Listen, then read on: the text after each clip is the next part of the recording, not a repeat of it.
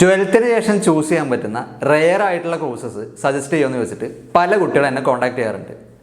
എന്താണ് ഈ റെയർ ആയിട്ടുള്ള കോഴ്സ് എന്നുള്ളത് കൊണ്ട് ഉദ്ദേശിച്ചതെന്ന് ചോദിച്ചു കഴിഞ്ഞാൽ പല കുട്ടികളും BBA, BCom, BCA പോലത്തെ പ്രോഗ്രാംസ് ഒന്നും അവർ നോക്കുന്നില്ല എന്നാണ് പറയാറുള്ളത്. മറിച്ച് ആരും കേട്ടിട്ടില്ലാത്ത കോഴ്സുകളാണ് അവർ നോക്കുന്നതെന്നാണ് പറയാറുള്ളത്. ഇതേ സൈക്കോളജി നമ്മൾ കുട്ടികൾക്ക് പേരിടുമ്പോഴും പ്രയോഗിക്കാറുണ്ട്.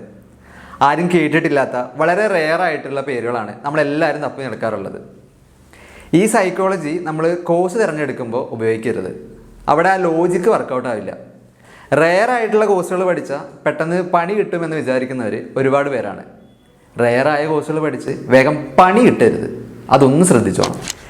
എല്ലാ റെയർ ആയ കോഴ്സുകൾ എടുത്താലും ജോബ് ഓപ്പർച്യൂണിറ്റീസ് കുറവാണ് എന്നല്ല ഞാൻ പറയുന്നത്. ഒരു കോഴ്സ് ചൂസ് ചെയ്യുമ്പോൾ നിങ്ങൾ ഉപയോഗിക്കേണ്ട ലോജിക്ക്, നിങ്ങളുടെ ചിന്താഗതി ആ കോഴ്സ് എത്രമാത്രം റെയർ ആണ് എന്നുള്ളതായിരിക്കരുത്. മറിച്ച് ആ കോഴ്സിൻ്റെ ജോബ് ഓപ്പർച്യൂണിറ്റി, മാർക്കറ്റ് ഓപ്പർച്യൂണിറ്റി, അത് പഠിക്കാനുള്ള എബിലിറ്റി എനിക്കുണ്ടോ, ആ കോഴ്സിനോട് എനിക്ക് താല്പര്യമുണ്ടോ, ആ കോഴ്സ് പഠിക്കാനുള്ള ഫിനാൻഷ്യൽ കപ്പാസിറ്റി അത് നമുക്കുണ്ടോ, ഇങ്ങനെ എന്തെല്ലാം കാര്യങ്ങൾ സാമാന്യ ബുദ്ധിയോടുകൂടി നമ്മൾ ചിന്തിക്കേണ്ടിയിരിക്കുന്നു. ഇതൊന്നും ചിന്തിക്കാതെ റെയർ ആയ കോഴ്സുകൾ മാത്രമാണോ നമ്മൾ തപ്പി നടക്കേണ്ടത്? സോ ശരിയായ രീതിയിൽ കോമൺ സെൻസ് ഉപയോഗിച്ച് മാക്സിമം ഇൻഫർമേഷൻസ് എടുത്ത്, ഇനിയിപ്പോൾ സ്വയം അതിന് പറ്റുന്നില്ലെങ്കിൽ എക്സ്പേർട്സിൻ്റെ ഗൈഡൻസ് എടുത്ത് നമുക്ക് കൃത്യമായി കോഴ്സുകൾ തിരഞ്ഞെടുക്കാനായിട്ട് പറ്റും.